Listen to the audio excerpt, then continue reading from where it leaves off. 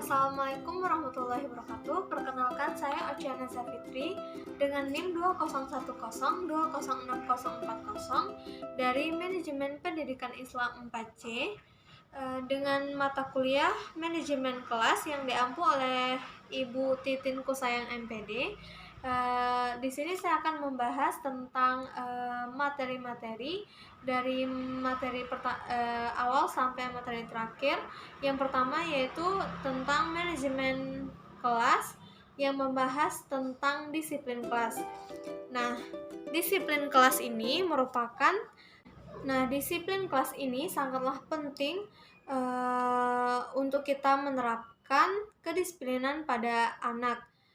Karena kedisiplinan dapat membentuk pribadi yang baik buat anak. Jika dari kecil sudah dididik dengan kedisiplinan, pasti ketika tumbuh dewasa atau tumbuh besar dia akan terbiasa disiplin dalam keadaan apapun. Kedisiplinan diri merupakan sebuah kebaikan. Kedisiplinan juga adalah awal dari kesuksesan anak.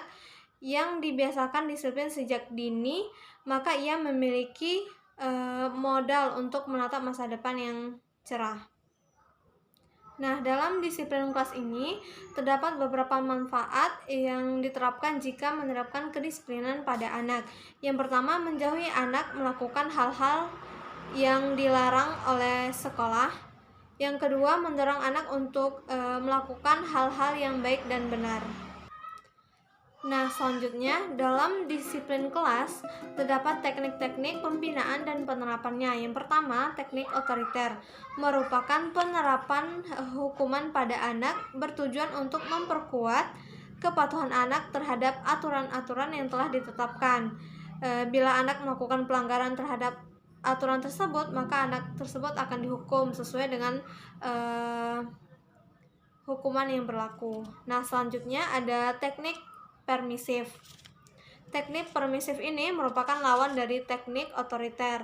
Pada teknik ini, guru memberikan kebebasan pada anak dalam mengembangkan perilakunya. Dalam hal ini, campur tangan guru yang berlebihan dianggap suatu hambatan bagi peserta didik dalam menentukan segala tindakannya dalam berperilaku. Dan yang ketiga, teknik demokratis. Artinya, dalam teknik demokratis ini dapat mengembangkan kendali diri pada anak, sehingga membuat anak merasa puas. Anak biasanya menjadi seorang yang mudah atau dapat diajak bekerja sama, mandiri, percaya diri, kreatif, dan ramah. Penerapan teknik disiplin kelas ini dengan teknik demokratis artinya memberikan kebebasan kepada anak untuk menyampaikan pendapatnya atau usulan atau inisiatif kepada guru untuk dapat menjalin kerjasama yang baik terhadap siswa dan guru. Selanjutnya, dalam upaya pemeliharaan dan peningkatan perilaku disiplin pada anak adalah dengan cara memberikan hukuman atau hadiah yang dapat memotivasi konsistensi perilaku disiplin pada anak. Misalnya, ketika anak sudah berperilaku disiplin terhadap dirinya sendiri dalam kehidupan sehari-hari, seperti mengatur jadwal belajar, bermain, mematuhi peraturan di sekolah, dan bertanggung jawab terhadap kewajibannya sebagai seorang anak dan pelajar. Baiklah, materi selanjutnya adalah mengajar yang efektif. Artinya, mengajar adalah membimbing siswa agar mengalami proses belajar. Dalam belajar, siswa menghendaki hasil belajar yang efektif bagi dirinya. Untuk memenuhi tuntutan tersebut, guru harus membantu dengan cara mengajar yang efektif. Mengajar adalah suatu seni. Guru yang cakap mengajar dalam merasakan bahwa mengajar di mana saja adalah suatu hal yang mengembirakan, yang membuatnya melupakan kelelahan. Dalam mengajar yang efektif ini terdapat beberapa syarat yang harus diikuti agar proses belajar mengajar terjalin efektif. Yang pertama, belajar secara aktif, baik mental maupun fisik. Di dalam belajar, siswa harus mengalami aktivitas mental dan juga aktivitas jasmani. Dan yang kedua, Guru harus menggunakan banyak metode pada waktu mengajar. Nah, banyak menggunakan metode dalam proses belajar ini maksudnya adalah karena setiap karakter siswa itu berbeda, jadi metode yang diterapkan juga harus dibeda-bedakan, maksudnya diselingi agar semua siswa yang di dalam kelas memahami materi yang disampaikan. Nah, selanjutnya guru harus mampu menciptakan suasana kelas yang demokratis di sekolah. Artinya, di sini seorang guru tidak hanya dituntut untuk hanya mengajar, menyampaikan materi, tetapi juga demokratis terhadap para peserta didik. Artinya, guru tersebut tidak membeda-bedakan antara murid satu dengan murid lainnya. Misalkan murid yang pandai dalam pelajaran lebih memilih untuk mendekati siswa yang pandai daripada yang tidak pandai dalam suatu mata pelajaran tertentu. Baiklah, selanjutnya ada beberapa cara untuk mengajar yang efektif. Yang pertama, menguasai isi pelajaran. Hukum yang pertama dalam teori 7 hukum mengajar dari John Milton Georgi menunjukkan guru harus mengetahui apa yang diajarkan. Jika guru sendiri tidak mengetahui dengan jelas inti dari pelajaran yang akan disampaikan, ia dapat meyakinkan murid dengan wibawanya, sehingga murid percaya apa yang dikatakan guru, bahwa merasa tertarik terhadap pelajaran tersebut. Dan yang selanjutnya, mengetahui dengan jelas sasaran pengajaran. Nah, dalam pengajaran yang jelas, sasarannya membuat murid melihat dengan jelas inti dari pokok pelajaran itu. Mereka dapat menangkap seluruh liputan pelajaran, bahkan mengalami kemajuan dalam proses pembelajaran. Dan yang ketiga, utamakan suasana yang sistematis. Artinya, pengajaran yang tidak bersistem bagaikan sebuah lukisan yang semrawut, tidak memberikan kesan yang jelas bagi orang lain. Dan yang selanjutnya, banyak gunakan contoh kehidupan. Pada saat mengajar, seringlah menggunakan contoh atau perumpamaan dalam kehidupan sehari-hari atau yang pernah kita alami. Misalnya dalam perdagangan, contoh kehidupan adalah jembatan antara kebenaran ilmu dan dunia nyata. Dan selanjutnya adalah cakap menggunakan bentuk cerita.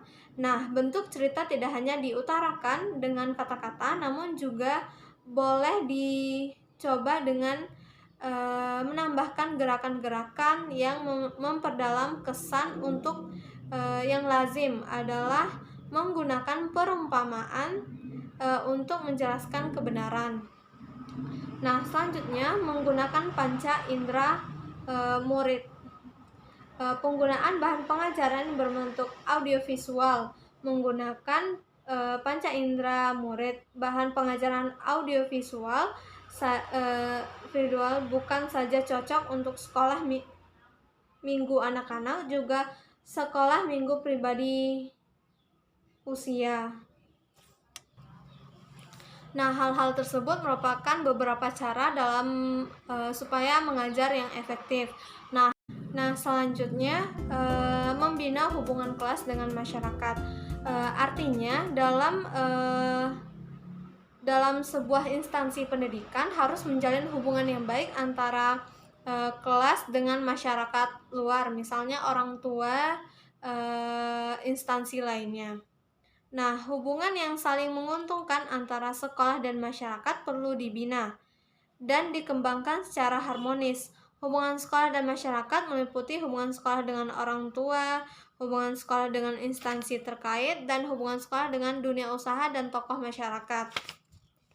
Nah, hubungan sekolah dengan orang tua siswa merupakan harus dijalin melalui sarana wadah perkumpulan orang tua siswa, guru, dan tenaga kependidikan lainnya, dinamakan Badan Pembantu Penyelenggara Pendidikan. Dengan adanya hubungan antara sekolah dengan orang tua, maka manfaat yang diharapkan seperti orang tua siswa mengetahui tentang kegiatan-kegiatan yang dilaksanakan sekolah. Yang kedua, sekolah mengetahui semua kegiatan-kegiatan orang tua dan para siswa di rumah. Artinya, tidak semua kegiatan tersebut diketahui. Hanya saja seperti mengetahui apa metode yang diajarkan orang tua kepada anak-anak agar selaras dan seimbang dengan guru dalam menerapkan metode-metode yang diajarkan di sekolah. Dan selanjutnya, orang tua siswa mau memberi perhatian yang sangat besar dalam menunjang kegiatan-kegiatan sekolah. Artinya dalam sebuah sekolah ini, orang tua juga berperan penting untuk menunjang kegiatan dalam sekolah. Misalnya, ketika anak-anak mengikuti perlombaan, misalnya dalam perlombaan tersebut orang tua memberikan support supaya anak-anak dapat mengikutinya dengan baik dan menjalankannya sesuai dengan prosedur yang ada. Dan selanjutnya, hubungan sekolah dengan instansi terkait. Artinya, sekolah perlu menjalin hubungan yang baik secara timbal balik dengan instansi terkait. Dan selanjutnya, hubungan sekolah dengan dunia usaha dan tokoh masyarakat. Hubungan sekolah dengan dunia usaha dan tokoh masyarakat adalah hubungan yang tidak kalah penting dengan jalinan hubungan dengan pihak lainnya. Nah, berikutnya beberapa sumber pelanggaran tata tertib. Yang pertama, kebutuhan fisik. Kebutuhan fisik manusia, yaitu merupakan kebutuhan dasar bagi kelangsungan hidupnya. Kebutuhan tersebut seperti makan, perlindungan atau biasa disebut dengan rumah, pakaian, dan sebagainya. Dan selanjutnya, kebutuhan akan keselamatan dan rasa aman. Artinya kebutuhan keselamatan dan rasa aman baik fisik maupun perasaan keamanan terhadap masa depan yang dihadapinya. Nah, selanjutnya materi yang akan dibahas adalah membina hubungan sekolah dan masyarakat, sumber pelanggaran disiplin dan tata tertib. Nah, tata tertib itu sendiri merupakan peraturan yang telah disepakati oleh suatu lembaga yang harus ditaati oleh masyarakat. Apabila dilanggar akan diberi sanksi atau hukuman. Nah, aturan-aturan ketertiban dan keteraturan terhadap tata tertib kelas meliputi kewajiban, keharusan, dan larangan-larangan. Tata tertib juga memiliki sanksi bagi siapa yang melanggar dengan tujuan sebagai berikut. Yang pertama, agar tercipta keamanan, ketentraman dalam kelas. Yang kedua, agar individu mengetahui tanggung jawab, hak dan kewajibannya dalam kelas. Yang ketiga, agar individu mengetahui hal-hal yang diperbolehkan dan yang tidak diperbolehkan. Nah, selanjutnya pelaksanaan tata tertib dalam kelas. Pelaksanaan tata tertib dalam kelas merupakan implikasi atau penerapan tata tertib dalam kelas yang telah dirancang dan disahkan secara bersama antara guru wali kelas dan siswa dalam kelas yang dibimbingnya. Tata tertib dalam kelas dijalankan atau dilaksanakan oleh siswa dalam segala aktivitasnya di dalam kelas. Seorang siswa hendaknya bersikap sesuai dengan tata tertib yang telah disepakati, dan apabila ditemukan anggota kelas yang melanggar tata tertib tersebut akan diberikan atau dikenakan sanksi yang sesuai dengan tindakan tata tertib yang dilanggar. Selanjutnya, hukuman atau sanksi yang melanggar tata tertib di sekolah. Yang pertama, hukuman harus selaras dan dengan kesalahan. Artinya kesalahan, misalnya kesalahan memecahkan kaca, hukumannya menggantikan kaca yang pecah. Hukumannya itu saja. Tidak perlu ada tambahan tempeleng atau hujatan yang menyakitkan hati seorang siswa.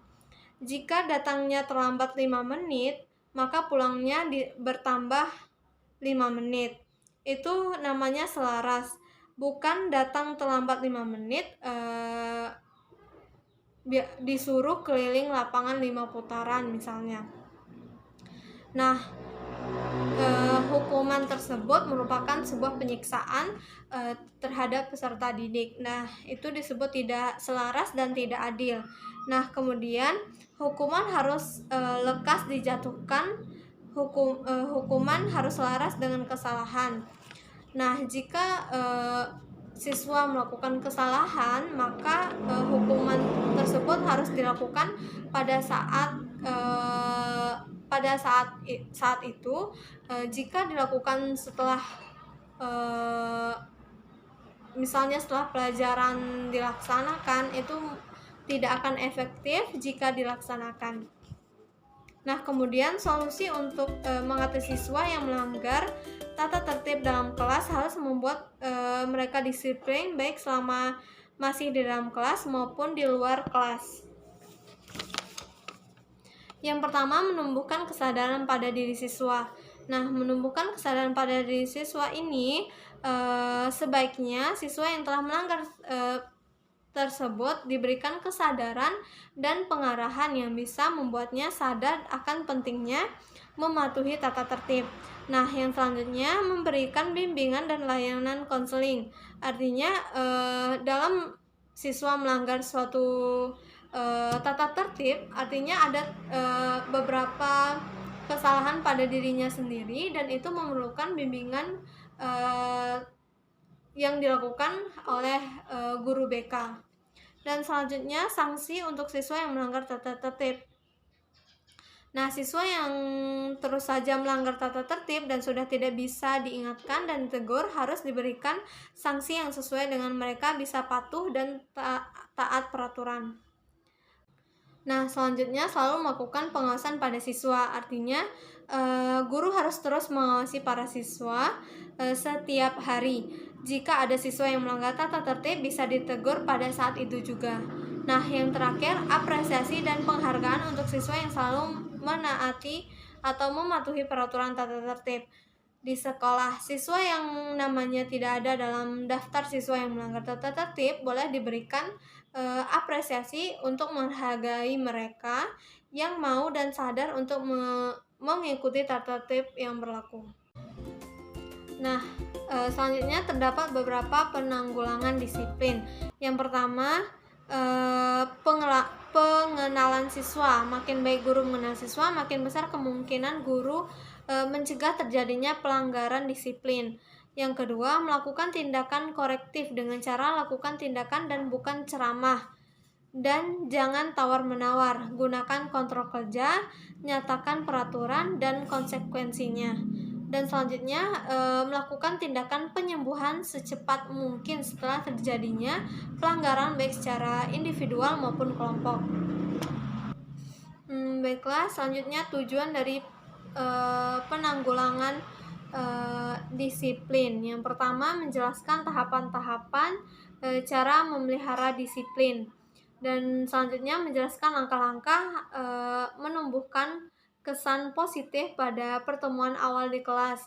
Selanjutnya, mengemukakan kemungkinan jenis-jenis gangguan disiplin yang muncul di kelas. Selanjutnya, menyebutkan berbagai alat yang dapat digunakan pada saat pengenalan siswa. Baiklah, materi yang terakhir adalah upaya-upaya memelihara disiplin kelas.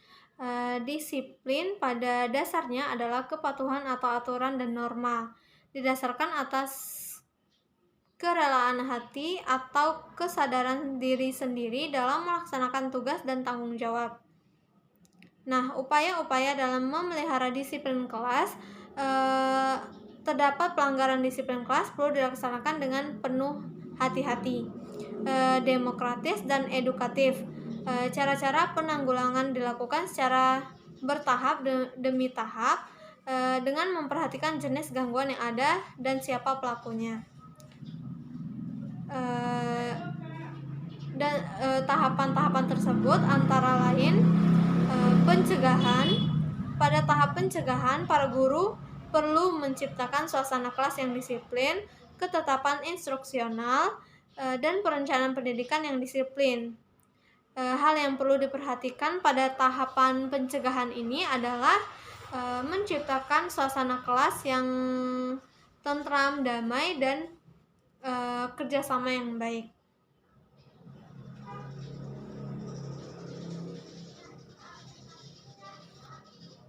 Selanjutnya, pemeliharaan. Pada tahap pemeliharaan disiplin kelas, para guru perlu melakukan hubungan sosial emosional dengan peserta didik dalam menunjukkan perilaku disiplin di dalam kelas. Pemeliharaan perilaku pada umumnya harus jalan dengan pedoman yang telah ditetapkan agar peserta didik tetap dapat menjalankan tugas-tugasnya. Nah, selanjutnya, campur tangan atau intervensi. Campur tangan merupakan usaha guru untuk menyetop perilaku tidak pantas dari peserta didik. Ini dilakukan bila teknik-teknik yang telah ditetapkan pada fase pencegahan dan pemeliharaan tidak berhasil.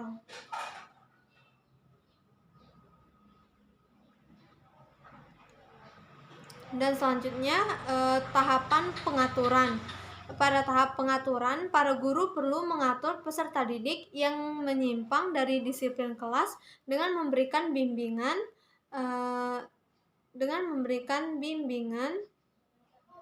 dan pengarahan yang mendidik, persuasif, dan demokratis agar peserta didik menyadari perilakunya yang menyimpang dan kembali mematuhi disiplin kelas. Dan selanjutnya, terdapat beberapa jenis gangguan dan cara penanggulangan gangguan disiplin. Yang pertama, gangguan percakapan. Percakapan antar peserta didik yang mengancam disiplin perlu segera ditanggulangi. Guru dapat segera menghampiri mereka dan memotivasi agar mereka kembali mengerjakan tugas-tugasnya. Atau guru dapat bertanya atau meminta siswa mengajukan pertanyaan atau menyuruh menyelesaikan tugas secara khusus kepada peserta didik yang bercakap tadi. Nah, mungkin jenis gangguan lainnya seperti gangguan menyontek, dan gangguan menyontek ini sering kita jumpai pada sekolah-sekolah pada umumnya yang terjadi akibat dari ketidaksiapan peserta didik atau materi yang melebihi batas. Berilah motivasi dan kesempatan yang bijak dan tugas yang sesuai dengan kemampuan peserta didik. Katakan bahwa menyontek akibat dari tidak belajar. Dengan menyontek, selain konsentrasi buyar, juga tidak akan dapat menyelesaikan pekerjaan dengan baik. Oleh karena itu, belajarlah dengan rajin dan tekun. Baiklah, selanjutnya mungkin gangguan permusuhan di antara peserta didik atau kelompok. Nah, guru dapat melakukan pembicaraan dengan masing-masing pihak secara individual maupun kelompok, berusaha mencari penyebab permusuhan ini dan coba adakan perubahan-perubahan baru. Katakan bahwa permusuhan adalah perbuatan yang tidak baik. Permusuhan akan mengakibatkan hilangnya teman. Nah, demikian penjelasan materi dari awal dan akhir. Mohon maaf jika terdapat kesalahan. Saya tutup dengan wassalamualaikum warahmatullahi wabarakatuh.